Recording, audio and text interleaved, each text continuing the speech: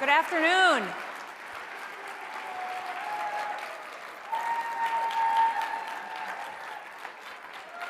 You all look wonderful. Well, it is such an honor to be with all of you here today. My guess, oh, thank you. Now listen. My guess is that a year ago, most of you had no idea who I was. But unlike the DC media, I'm sure that you all at least know that there are two Dakotas, and that I'm the governor of the warmer one. Now, I'm here today to share some of the lessons from my state. I think the main question that needs to be answered this weekend is, why does America need conservatives? Now, the question of why America needs conservatives can be answered by just mentioning one single year, and that year is 2020. Now, everybody knows that almost overnight, we went from a roaring economy to a tragic nationwide shutdown. By the beginning of 2020, President Trump had created 7 million new American jobs.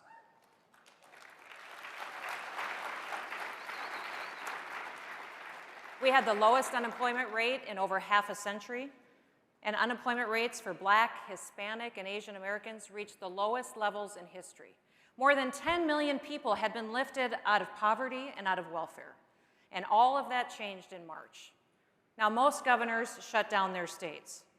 What followed was record unemployment, businesses closed, most schools were shuttered, and communities suffered. And the U.S. economy came to an immediate halt. Now, let me be clear. COVID didn't crush the economy. Government crushed the economy.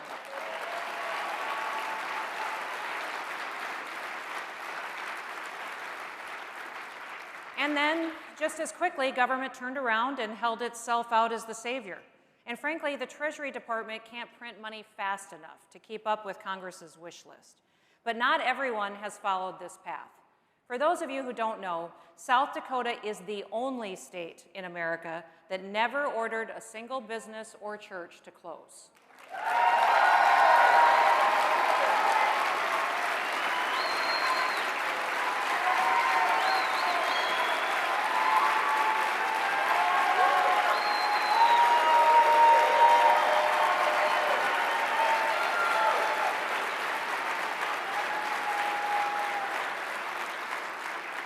We never instituted a shelter-in-place order. We never mandated that people wear masks.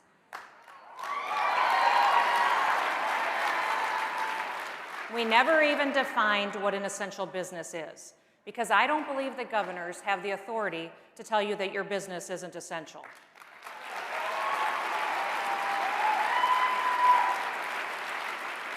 Now, South Dakota schools are no different than schools everywhere else in America.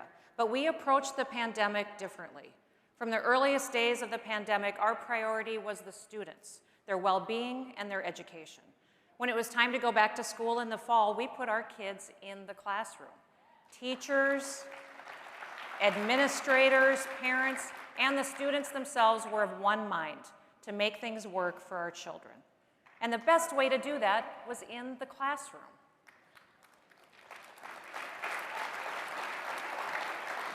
Now, in South Dakota, I provided all of the information that we had to our people, and then I trusted them to make the best decisions for themselves, for their families, and in turn, their communities. We never focused on the case numbers. Instead, we kept our eye on hospital capacity. Now, Dr. Fauci, he told me that on my worst day, I'd have 10,000 patients in the hospital. On our worst day, we had a little over 600. Now,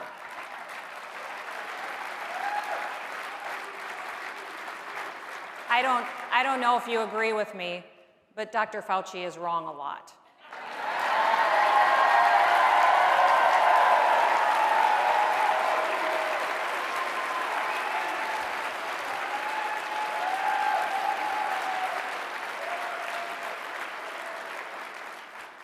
Even in a pandemic, public health policy needs to take into account people's economic and social well-being. Daily needs still need to be met. People need to keep a roof over their heads. They need to feed their families, and they still need purpose. They need their dignity. Now, my administration resisted the call for virus control at the expense of everything else. We looked at the science, the data, and the facts, and then we took a balanced approach. Truthfully, I never thought that the decisions that I was making were going to be unique. I thought that there would be more who would follow basic conservative principles, but I guess I was wrong. Ask yourself this question: how far will people go to enforce mask mandates? Once you start lockdowns, how long can you sustain them? In South Dakota, we had some cases in March and April, but the virus didn't really hit the Midwest until late fall. Should we have kept people in their homes from March onward? Of course not.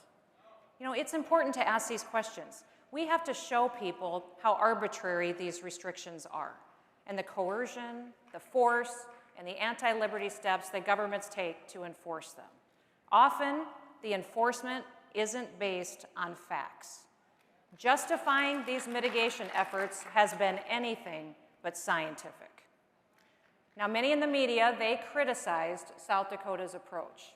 They labeled me as ill-informed, that I was reckless, and even a denier. Some even claimed that South Dakota was as bad as it gets anywhere in the world when it comes to COVID-19. That is a lie. The media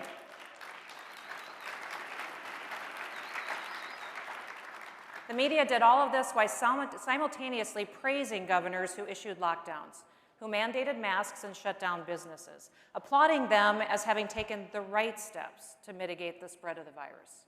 At one point, I appeared on George Stephanopoulos' Sunday show. I don't know if you watched that. No, you don't? Shocker. He had just wrapped up a segment with New York Governor Andrew Cuomo, where he asked Cuomo to give me some advice on how to deal with COVID. Now seems like a really good time to remind everyone of what Governor Cuomo was doing in New York. On March 25th, Cuomo ordered COVID patients into nursing homes, and he prohibited the staff from testing people before admitting them. 9 days later, he pushed legislation prohibiting nursing home lawsuits over COVID deaths. 6 days after that, he prohibited nursing homes from sending COVID patients to the nearby naval hospital ship or the field hospital, both of which were essentially empty. Now, 8 days after that, the first deaths started to show up. And on January 28th of this year, the New York Attorney General announced that Cuomo and his administration significantly undercounted the number of COVID-related deaths in nursing homes by as much as 50%. To make matters worse, they tried to cover it up. Now that is the media's COVID hero. And by the way, you know, he also earned an Emmy, and he wrote a book on his COVID response. So who really needed the advice? Again, in South Dakota, we did things differently. We applied common sense and conservative governing principles. We never exceeded our hospital capacity, and our economy is booming. We have the lowest unemployment rate in the nation.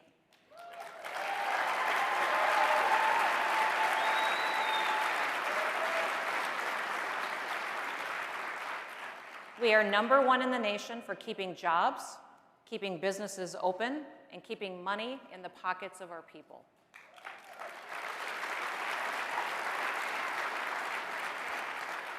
The people of South Dakota kept their hours and their wages at a higher rate than workers anywhere else in the nation, and our schools are open.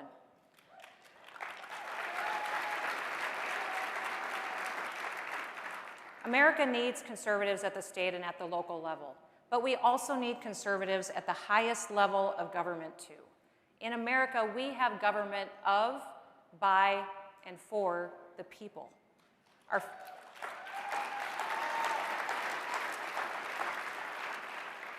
Our founding fathers established our national constitution, and the people of individual states crafted their own constitutions that place specific limits on the role of government. Those limits are essential to preventing government officials from trampling on people's rights. The people themselves are primarily responsible for their own health and their well-being.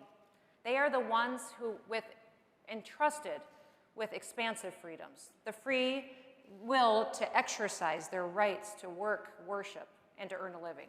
No governor should ever dictate to their people which activities are officially approved or are not approved. And no governor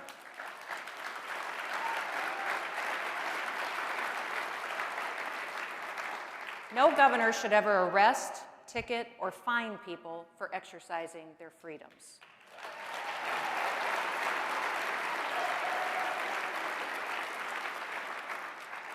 Governors and members of Congress and the President have a duty to respect the rights of the people who elected them. But it seems these days that conservatives are the only ones who know what that means. Personal responsibility is considered a God-given gift in South Dakota. Personal responsibility is not a term that conservatives have abandoned. When I was preparing to come speak with you, I came across some fascinating remarks that were made back in 1962. Listen to this. The Declaration, above all else, was a document not of rhetoric, but of bold decision. The Declaration unleashed not merely a revolution against the British, but a revolution in human affairs. This doctrine of national independence shook the globe, and it remains the most powerful force anywhere in the world today. That's fantastic, right? Those are the words of Democrat President John F. Kennedy.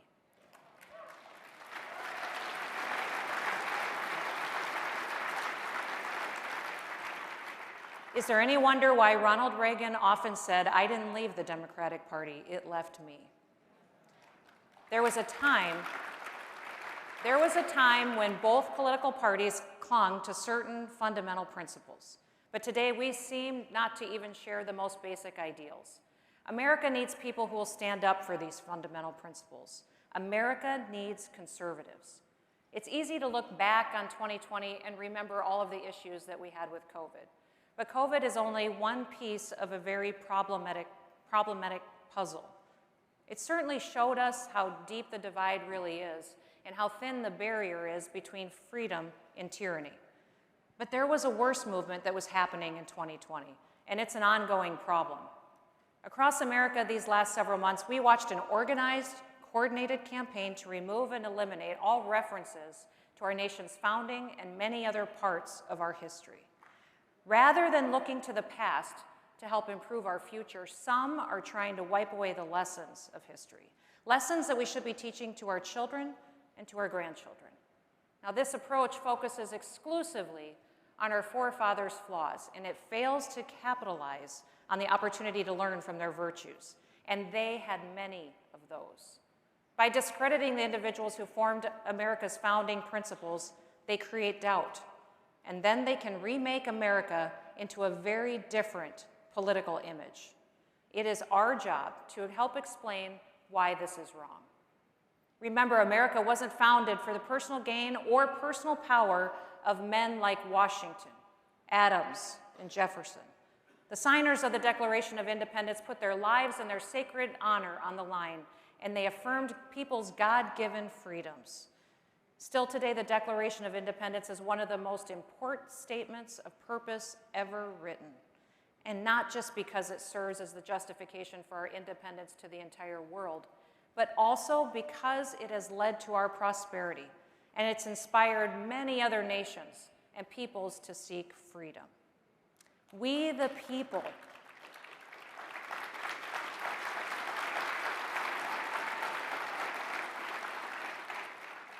people have consented to a government that will serve all of us equally, a government that will protect and uphold our God-given rights, as well as the fundamental rights enumerated by our Constitution. It is our duty to renew our commitment to these ideals and to pass them on to those who come after us. These ideals cannot be dismissed as the opinions of flawed men. Our founders had their flaws, certainly. But to use those flaws to condemn their ideals and the greatest Constitution that the world has ever seen is both unjust and it's self-defeating. How many of us can even live up to our own ideals? Without the words, the beliefs, and the sacrifices of those few, the world would not have a ringing example of true freedom. To attempt to cancel the founding generation is an attempt to cancel our own freedoms. Let's always remember, America is good. Freedom is better than tyranny. We are unique. We are exceptional. And no American should ever ever apologize for that.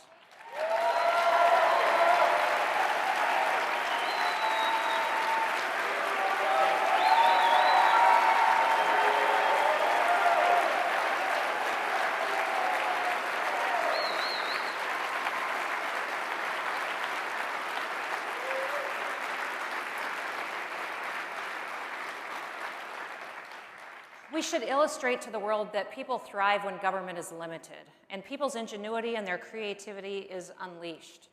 We should also remind the world what happens when tyranny and oppression are allowed to thrive. These days, too many are embracing China, a nation that crushes freedom of speech and religion.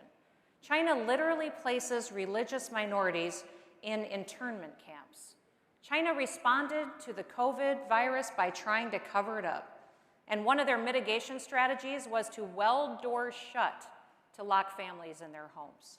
Friends of China are not friends of freedom. Make no mistake, America's leadership is needed in the world. So now let's have a really candid conversation. Everyone in this room and those listening at home, they know that America needs leaders right now. Those leaders need wisdom. They need the confidence to stand up for our principles and a will to act. Those leaders need to be conservative. We have a lot of work to do in the coming months. What may have worked in the past is not good enough anymore. It's not enough to say, vote for us because your pocketbook will be bigger, or because we'll cut your taxes and reduce the regulations, or because we'll fight against abortion or Obamacare or whatever else. I'm not saying that these things aren't important. They are among the pillars of what we believe. But conservatives must lead the nation away from borrowing against our children's future. We must put an end to the accounting gimmicks used to deceive people. Joe Biden has been in politics for 50 years. At that time, our national debt was roughly $450 billion. Today, that's pretty close to what we pay in interest on our national debt. Everyone is to blame. We have forgotten principles that we once held dear. And we must more closely articulate to the American people that we are the only ones who respect them as human beings. That we are the only ones who believe the American people have God-given rights. We are not here to tell you how to live your life, how to treat you like a child or a criminal because you go to church or you defend yourself. Conservatives respect people as individuals. We don't divide people based on their religion, their culture, or the color of their skin. We don't shun people who think for themselves, and we understand that every single person is different. Each person deserves the opportunity to build his or her life without some self-important government bureaucrat telling them what they can or what they can't do. We don't have the media on our side. Conservatives must be smarter than progressives. We must know our history. We must know what works and what doesn't work.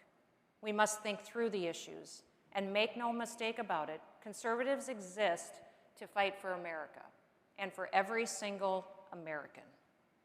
Now, for those of you who are disappointed about the election, I am too. Remember, incredible innovation, though, it took place after Goldwater's 1964 landslide loss. It took the creation of many institutions, including the American Conservative Union, the National Right to Life, the Heritage Foundation, the Manhattan Institute, Concerned Women for America, the Federalist Society, Family Research Council, and among others, it took many to change hearts and to change minds. It was institutions like these that helped bring about the Reagan Revolution and bring American exceptionalism back. Their work is more important today than ever before. So what can you do right now? It's really simple. You can be bold. You can show up. Debate these ideas. Persuade your neighbors. This pandemic illustrated that many politicians have a totally different vision for government than what the founders laid out. It was once said that the left takes its vision seriously, more seriously than it takes the rights of other people. They want to be our shepherds, but that requires us to be the sheep. Let it be heard loud and clear from us right now. We will not be sheep.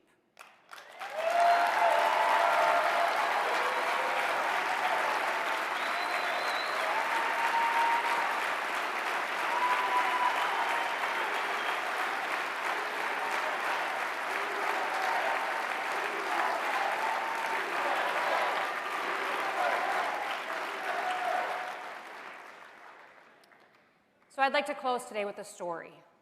My dad was a cowboy. He was the toughest person that I've ever known.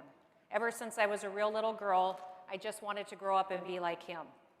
Now, he died in an accident on our farm when I was 22 years old.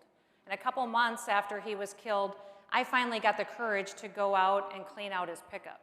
Now, all of you who have a farmer or a rancher in your life, you know that they often live out of their pickups.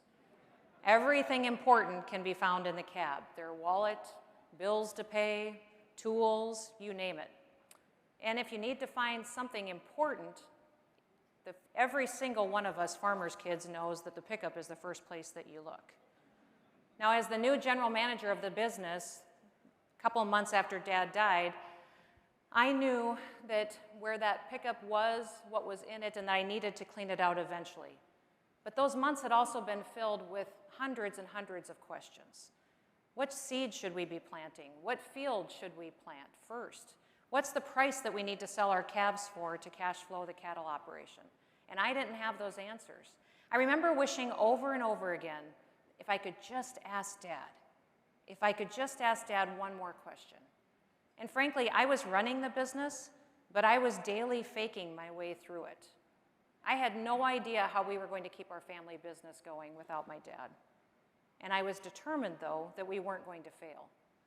So that day, as I carried a box out to the pickup, I knew it was time to clean it out. I stuck my hand down into the console in the middle between the chairs in the front seat, and I started to put items in the box that I was taking out. So the first thing was a pliers.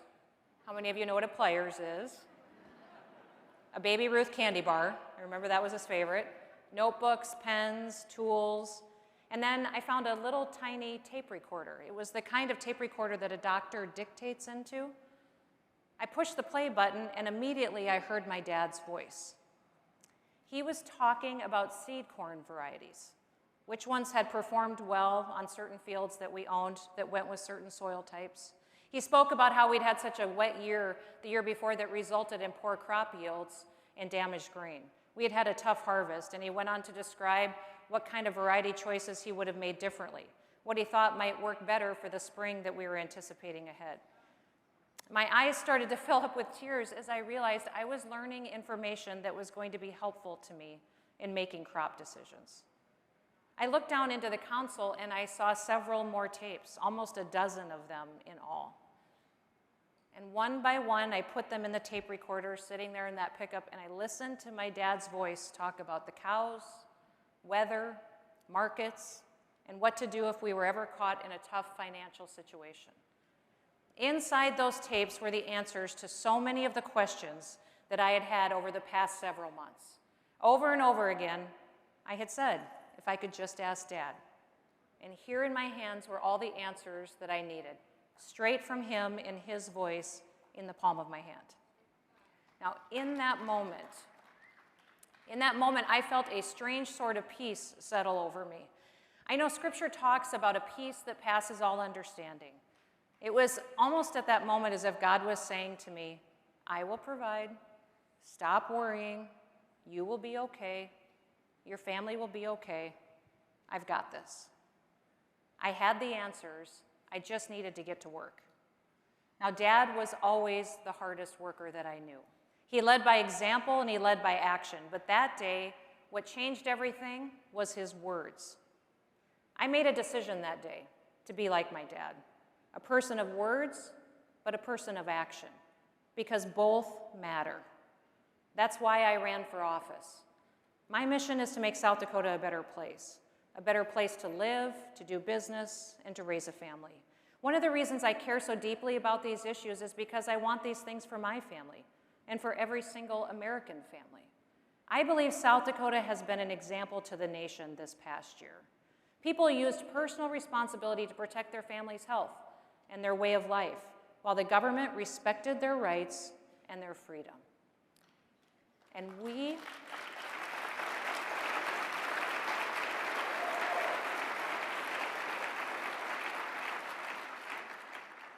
are working together to create new opportunities and a better future for our kids. We took the American path. Let me close with this. As conservatives, we often forget that stories are much more powerful than facts and statistics. Our stories need to be told. It is the only way that we will inspire and motivate the American people to preserve this great country. We must go into this fight for freedom with our eyes wide open, educated to the tactics the liberals will use, yet totally pure in our motives. This isn't about us. It's about our children and their future. It's about the nation that we're going to pass on to them. It's about telling their stories over and over that remind us why America needs conservatives, now more than ever. So thank you for all that you do. America is blessed to have you on her side. God bless each and every one of you, and may God bless the United States of America.